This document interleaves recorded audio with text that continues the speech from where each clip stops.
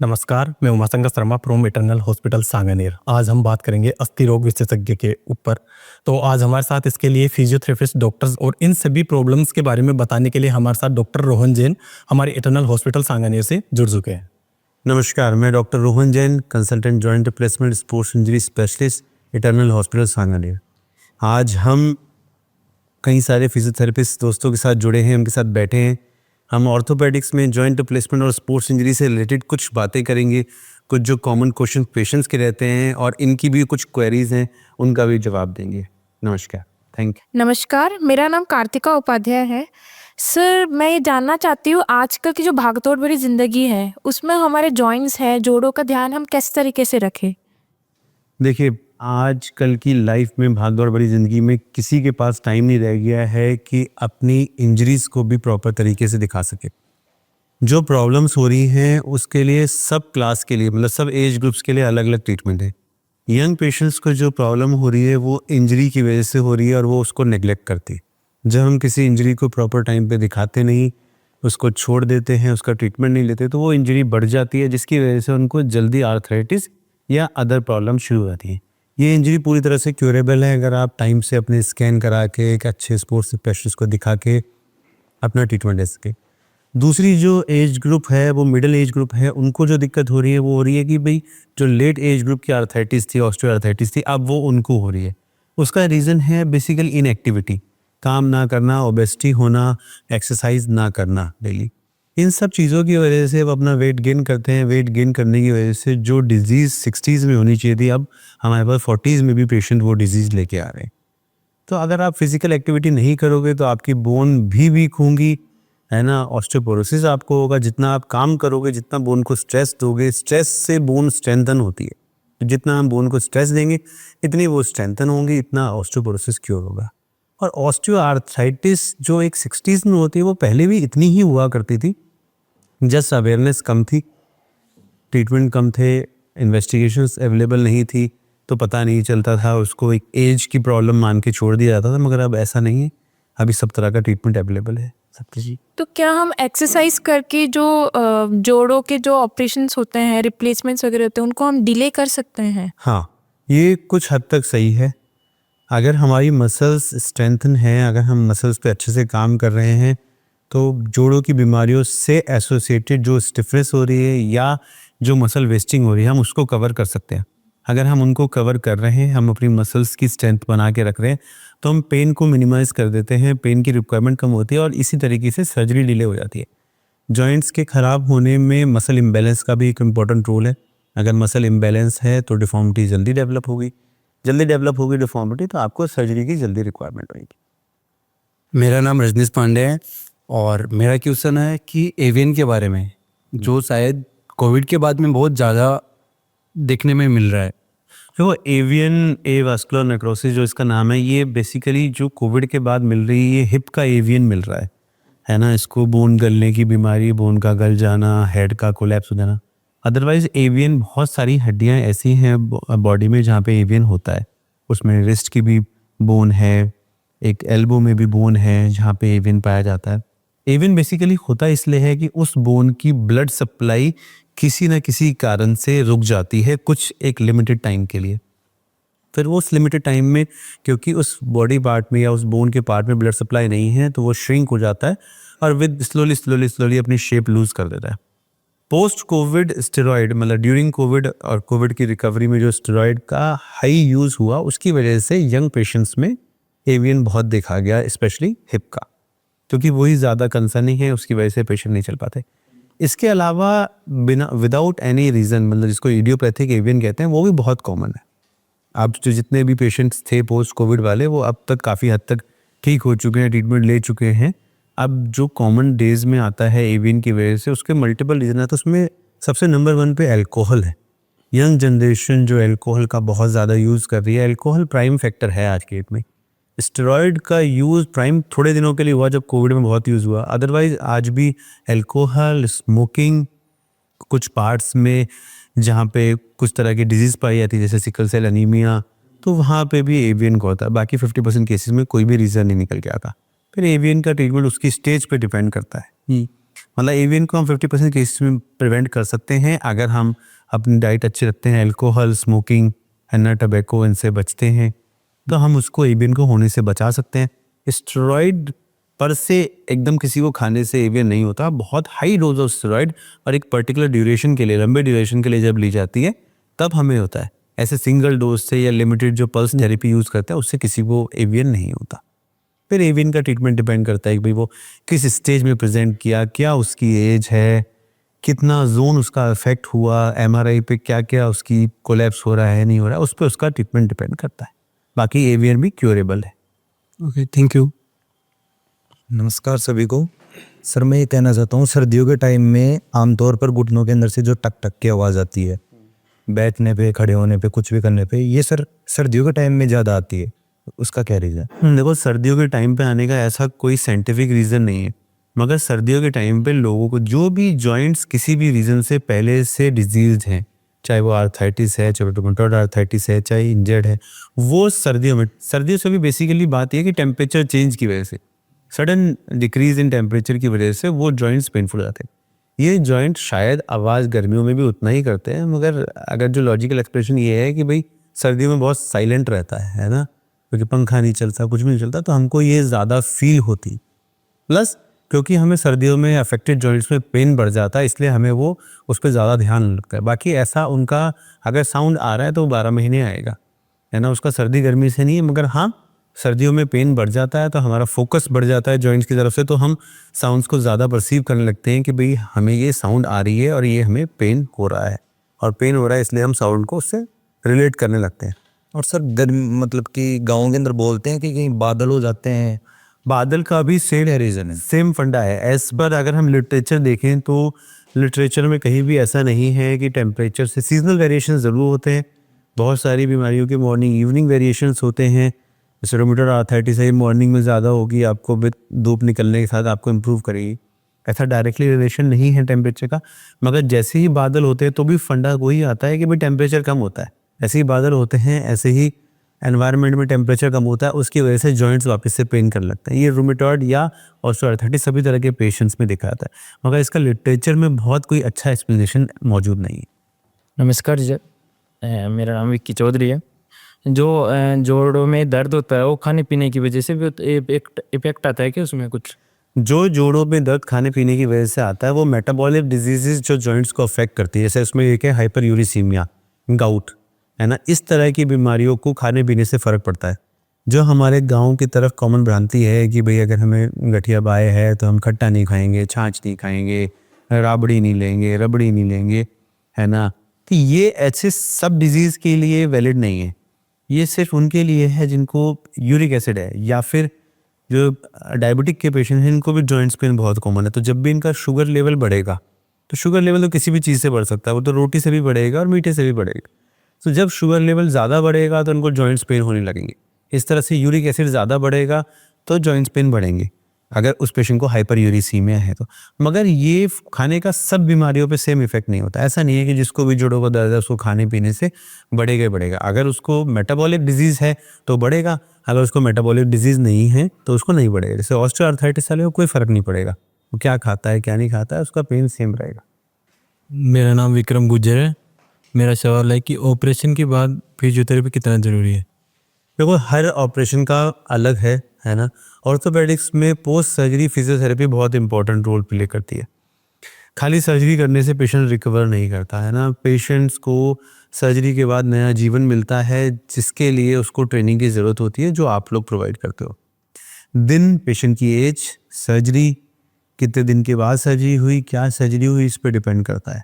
मगर हाँ, फिजियोथेरेपी की रिक्वायरमेंट होती है, स्पेशली ऑर्थोपेडिक्स में फिजियोथेरेपी का बहुत इंपॉर्टेंट रोल है। एक अच्छा फिजियोथेरेपिस्ट बहुत सी कॉम्प्लिकेशंस को ठीक कर देता है, जो कि सर्जरी की वजह से या डिले सर्जरी की वजह से डेवलप होती है, क्योंकि सबको सब सर्जरी के बाद फिजियोथेरेपी की रिक्वायरमेंट होती है, ये बात सच है।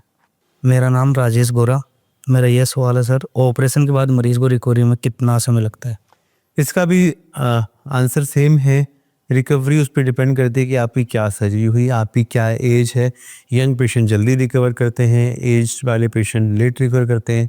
भाई दोनों पैर का ऑपरेशन होगा तो रिकवरी का टाइम अलग है, एक पैर का ऑपरेशन होगा तो रिकवरी का टाइम अलग है। आप सर्जरी से पहले आपका क्या फंक्शनल स्टेटस था, इस पे भी आपकी रिकवरी होती है। एक वो पेशेंट है जो सर्जरी से पहले बेड रिडन है, उसकी रिकवरी लेट होगी। एक वो पेशेंट है जो सर्जरी से पहले भले ही डिफिकल्टी से था मगर चल रहा था, तो चलते फिरते पेशेंट की रिकवरी जल्दी होगी, बेड रिडन पेशेंट की रिकवरी लेट होगी। तो ये पेशेंट वाइज वेरी करता है, आपकी एज पे डिपेंड करता है और आपकी विल पावर पे डिपेंड करता है। 90s के पेशेंट भी जल्दी रिकवर कर जाते हैं और 60s के पेशेंट भी दर्द से चिल्लाते रहता है। ये सबकी सेल्फ टॉलरेंस है, ये हर पेशेंट चेंज करता है। मैं अपना काम उसको कॉन्फिडेंस देना, अच्छी सर्जरी करना और अच्छी फिजियोथेरेपी प्रोवाइड करना है। फिर रिकवरी टाइम हर पेशेंट का वेरी करेगा। आप रफ एस्टिमेट दे सकते हो कि आप 15 दिन में ठीक हो जाओगे, एक है, मगर ये कभी भी सेम नहीं आएगा। कुछ पेशेंट इससे पहले रिकवर कर जाएंगे, कुछ इससे डबल टाइम में भी रिकवर नहीं करेंगे। सर मेरा नाम जितेंद्र है। मेरा एक क्वेश्चन है, हिप रिप्लेसमेंट या नी रिप्लेसमेंट करवाते हैं, इसके बाद में पेशेंट को क्या क्या सावधानी रखनी चाहिए? देखो, पेशेंट को ये समझना चाहिए कि आर्टिफिशियल हिप जो आपको या आर्टिफिशियल नी आपको दिया गया है, ये आपकी पेन को ख़त्म करने के लिए, प्लस जो आपको अब लिमिटेशंस हो रही हैं, डिसेबिलिटीज़ हो रही हैं, उसको ख़त्म करने के लिए। हिप रिप्लेसमेंट, नी रिप्लेसमेंट के बाद आदमी बहुत सारी चीज़ें कर सकता है, जिसमें वो कितनी भी देर खड़ा हो सकता है, कितनी भी देर वॉक कर सकता है, भारी वजन उठा सकता है। मगर जैसे हर सर्जरीज़ की अपनी एक लिमिटेशंस होती है, ऐसे इन ऑपरेशंस की भी लिमिटेशंस है। उसमें एक बहुत कॉमन लिमिटेशन है ज़मीन पे ना बैठ पाना। ये दोनों में है, knee replacement, hip replacement. Occasionally कभी भी पेशेंट, हिप वाले पेशेंट भी, नी वाले पेशेंट भी ज़मीन पे बैठ जाते हैं, मगर एडवाइजेबल नहीं होता। उसका रीज़न होता है कि भाई अगर हिप रिप्लेसमेंट की बात करें तो बियॉन्ड एक सर्टेन आर्क हिप अनस्टेबल हो जाता है। एक लिमिटेड आर्क में वो चलता है तो उसमें स्टेबिलिटी रहती है।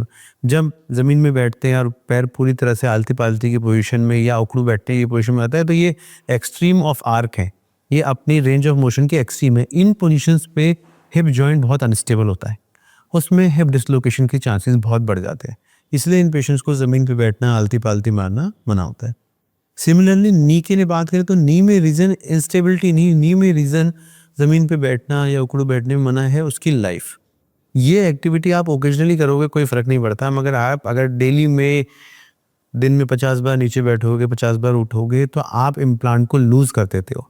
इम्प्लांट बोन से, सीमेंट से फिक्स होते हैं और ये एक्टिविटी उस पर एक्स्ट्रा स्ट्रेस देती है। तो जो इम्प्लांट एक अच्छी लाइफ 15 साल, 20 साल, 25 साल चलने, तो वो आपके बिफोर टाइम लूज़ हो जाएंगे, इसलिए इनको मना होते हैं। अदरवाइज खड़े रहने में, नॉर्मल एक्टिविटीज़ करने में इनकी कोई मनाही नहीं होती, कोई लाइफ नहीं होती, खूब चलते हैं। तो सर मेरा नाम डॉक्टर मेघा नामा है, I am a physiotherapist. Sir मेरा क्वेश्चन ये है कि पेशेंट्स को जिस तरह से डिफॉर्मिटीज़ होती है, कंजेनाइटल भी होती है, डेवलपमेंटल भी होती है, पीडियाट्रिक्स एंड एडल्टहुड के अंदर दोनों में होती है। Deformities like knock knees, bone knees या फ्लैट फुट वगैरह, इनकी वजह से पेशेंट्स को रिलेटेड सिम्टम्स भी आते हैं लाइक बैक पेन या फिर एंड ऑल, ठीक है। तो किन केसेस में पेशेंट्स को आर्थोप्लास्टी या फिर रिप्लेसमेंट लाइक ऑस्टियोटॉमीज़ के लिए प्रोसीड करना चाहिए कि इस कंडीशन को हम जानना ही पड़ेगा अब, या फिर वो फिजियोथेरेपी से वो क्योर हो सकते हैं इस चीज़ के अंदर, कब, किस लेवल तक? देखो, डिफॉर्मिटीज़, आप अगर पीडियाट्रिक डिफॉर्मिटीज़ हैं तो कोई भी डिफॉर्मिटी अगर है, डिफॉर्मिटी का बेसिकली मतलब ही होता है कि जब वो फिक्स है ना, जब वो करेक्टेबल नहीं है। फिजियोथेरेपी पर से डिफॉर्मिटी करेक्ट नहीं कर सकती, है ना। मगर पेशेंट को क्या डिफॉर्मिटी से दिक्कत है, बेसिकली देखना ये होता है ना। थोड़ा सा नॉकनी होना, थोड़ा सा क्यूबाइटस वेल्गस होना, ये बहुत कॉमन है। फीमेल्स में क्यूबाइटस वेल्गस, जेनु वेल्गस, ये बहुत कॉमन है, मगर ये सिम्टोमेटिक नहीं होते, है ना। हम फिजियोथेरेपी से इनको ठीक नहीं कर सकते। पहले के ट्रीटमेंट में जो पहले कंजर्वेटिव ट्रीटमेंट होते थे, उसमें बहुत तरह के स्प्लिंट्स, ब्रेसेस होते थे, जो पीडियाट्रिक में कुछ हद तक काम कर सकते हैं जब बच्चा डेवलपमेंटल एज में है। मगर बियॉन्ड सर्टेन एज, डिपेंडिंग, हर बीमारी का अपना अलग टाइम है, उसके बाद वो ज़्यादा नहीं कर पाते। मरमेड स्प्लिंट है, नॉकनी करेक्शन के लिए स्प्लिंट है, ये कुछ लिमिट तक तो कर सकते हैं, मगर एक बियॉन्ड एक एज, बियॉन्ड एक लिमिट करेक्ट नहीं कर सकते। सर्जिकल की भी बहुत प्रिसाइज एज है, सर्जरी भी सब पेशेंट्स के लिए नहीं है। अगर पेशेंट को दिक्कत है जो कि सर्जिकली हम करेक्ट करके कर सकते हैं तो ही है, कॉस्मेटिकली हम अवॉइड करते हैं कि भाई कॉस्मेटिक पर्पस से आप इसको मत कराओ। अगर आपको पेशेंट को डेली एक्टिविटी में दिक्कत हो रही है, नॉक नी की वजह से आपको रिपीटेड फॉल है, नॉक नी की वजह से आपको नी पेन है या पटेला डिसलोकेशन हो रही है, तो आप सर्जरी की तरफ जाओ। सर्जरी से ये डिफॉर्मिटीज़ बहुत जल्दी करेक्ट हो जाती हैं। पेशेंट 2-3 महीने 4 महीने में बहुत हद तक रिकवर कर जाते हैं। मगर मैंने जैसे बताया ना कि हमें हर पेशेंट अलग है, हर पेशेंट का असेसमेंट अलग है। डिफॉर्मिटी के ट्रीटमेंट की तरफ अगर हम जाएंगे डायरेक्टली बिना ये असेस करें कि भाई उस डिफॉर्मिटी से उसको कितनी दिक्कत है, तो हम शायद फेल हो जाएं। हमें हर पेशेंट के हिसाब से ये देखना है कि क्या इस डिफॉर्मिटी को करेक्ट करने का उसको कोई बेनिफिट मिलेगा, है ना। अगर बियॉन्ड एक मतलब एक्सेप्टेबल रेंज के अंदर किसी को जेनु वेलगस है या क्यूवेटस वेलगस है, आप उसको करेक्ट करोगे तो सिर्फ उसको कॉस्मेटिक करेक्शन मिलेगा। तो कॉस्मेटिक करेक्शंस के लिए डिफॉर्मिटी जैसी सर्जरीज करना ज़्यादा बेनिफिशिएंट नहीं है। अगर आप कोई स्टार हो, कुछ ऐसी इंडस्ट्री में हो जिसमें आपको कॉस्मेटिक का भी फ़र्क पड़ता है, तो फिर आपकी इंडिकेशन बदल जाती है। तो फिर वो आपके लिए कॉस्मेटिक नहीं है, फिर तो आपके लिए वो प्रोफेशनल है या आपके ब्रेड एंड बटर है। देखो कुछ एक्सरसाइज सेल्फ होती है ना, कुछ एक्सरसाइज फिजियोथेरेपिस्ट ड्रिवन होती है। फिजियोथेरेपी ड्रिवन जब पेशेंट ने एक लिमिट तक अपना बियॉन्ड मतलब एक बेसिक उसने अचीव कर लिया, उसके बाद फिजियोथेरेपी रोल ख़त्म हो जाता है। जैसे रेंज खुलनी थी, रेंज खुल गई, पेशेंट वॉक करने लगा, पेशेंट के सपोर्ट्स हट गए, उसके बाद पेशेंट को हम सेल्फ पे छोड़ देना चाहिए। सेल्फ पे छोड़ने से मतलब है क्योंकि अब उसकी रिकवरी आपको डेली बेसिस पे नहीं दिखेगी। उसका एक बार नी फुल रेंज में आ गया तब आप उसमें ऐसा डेली बेसिस पे कुछ नहीं देख सकते उसमें। मगर फिर जो फिजियोथेरेपी होती है ना, वो कन्वर्ट हो जाती है वॉकिंग में। आप जब वो वॉक कर रहे हो वो आपकी एक तरह की एक्सरसाइज है। आप खड़े होकर घर का काम कर रहे हो वो भी आपकी एक्सरसाइज है। तो इसलिए उसका कोई टाइम नहीं, लिमिट नहीं है। आप अगर वॉक कर रहे हो, मॉर्निंग वॉक कर रहे हो तो बहुत अच्छा है आपके लिए। तो इस तरीके से पेशेंट वॉक करते रहते हैं, उनको करते रहने देना चाहिए। जब तक आप चलते रहोगे, यूज़ करते रहोगे, तो आपका नी, थाई, हिप की मसल्स फंक्शन करती रहेंगी। मसल्स फंक्शन करती रहेंगी तो आपको पेन नहीं होगा, आप बढ़िया चलते रहोगे। हाँ सर, TKR के अंदर FFD। हाँ सर, जो FFD रह जाती है उसके लिए मल्टीपल मतलब fix flexion deformity multiple factors होती है। देखो फिक्स फ्लेक्शन डिफॉर्मिटी अगर सर्जरी के दौरान रह रही है तो वो सर्जन फॉल्ट है, मगर फिक्स फ्लेक्शन डिफॉर्मिटी सर्जरी के दौरान नहीं थी, बाद में रह रही है, तो ये पेशेंट और फिजियोथेरेपिस्ट का काम है उसको करेक्ट करना, है ना। रह जाती है ड्यूरिंग टेबल, अगर under anaesthesia fix flexion deformity नहीं थी तो इसका मतलब बढ़ा हुआ पेन, बढ़ा हुआ मसल टोन रिस्पॉन्सिबल है फिक्स फ्लेक्शन डिफॉर्मिटी, जो कि करेक्टेबल है। जो कि मगर अगर आप इनिशियल डेज में FFD नहीं डेवलप होने दोगे तो फिर पेशेंट को बाद में डेवलपमेंट नहीं आएगा फिक्स फ्लेक्शन होने। दूसरा बहुत इंपॉर्टेंट रीज़न है फिक्स फ्लेक्शन डिफॉर्मिटी का डेवलप होना, वो है सर्जरी के बाद घुटनों के नीचे पेशेंट पिलो रख के सोते हैं, उससे उनको पेन में बहुत रिलीफ मिलता है ना। नी की कंफर्टेबल पोजीशन होती है फ्लेक्शन। अगर हम नी के नीचे कोई भी पिलो तकिया रख के सोते हैं तो उसको क्या है, पेशेंट को पेन कम होता है। वो सीधा रखना नहीं चाहता, सीधा रखता है तो उसको पीछे से हैमस्ट्रिंग और ये मसल्स खिंचती है, काफ मसल खिंचती है, तो वो फ्लेक्शन रखता है। जब आप उसको फ्लेक्शन में रखोगे पेन कम होगा, मगर FFD डेवलप हो जाएगी, जिसको करेक्शन के लिए उसको फर्दर पेन करना पड़ेगा।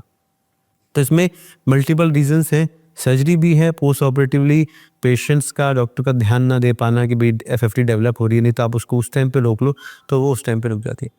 यही रोल है फिजियोथेरेपिस्ट का, FFD डेवलप ना होने देना, या फिर डेवलप हो रही है तो उसको इमीडिएट करेक्शन करना। एक बियॉन्ड एक टाइम निकल गया तो फिर फ्लेक्शन डिफॉर्मिटी फिक्स हो जाती है, नाम ही उसका फिक्स फ्लेक्शन डिफॉर्मिटी है। फिक्स होने के बाद बहुत मुश्किल हो जाता है करेक्शन करना, फिर उसके लिए सर्जरीज एडवाइजेबल है।